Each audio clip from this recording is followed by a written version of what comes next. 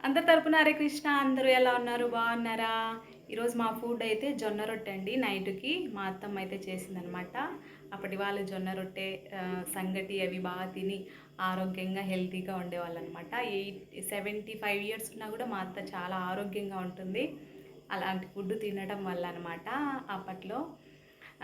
అయితే నాకు మిగతా ఫుడ్ అంతా చేయటము వచ్చు కానీ జొన్న రొట్టె అయితే చేయటం రాదండి. ఈ జొన్న రొట్టె మాత్రం మా అత్తమ్మ అయితే చేస్తుంది. నాకి, మా అత్తమ్మకి, మా వారికి మాత్రమే జొన్న రొట్టె. మా పిల్లలైతే తినరు. గట్టిగా ఉంటుందమ్మా అనేసి అంటారు.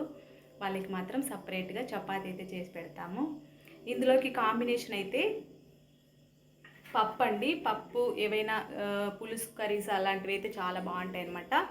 జొన్న రొట్టెలకి కాంబినేషన్ ఈరోజైతే మా ఇంట్లో చూపిస్తాను చూడండి. పప్పు తర్వాత నేనైతే ఇలా మీగడైతే వేసుకుంటాను అనమాట. పాలల్లోది కానివ్వండి, పెరుగులో మీగడ కానివ్వండి, చాలా కమ్మగా ఉంటుంది. మీలో ఎంతమందికి జొన్న రొట్టె అంటే ఇష్టమో కామెంట్ చేయండి. Okay, bye bye. నచ్చితే లైక్ చేయండి అబ్బా.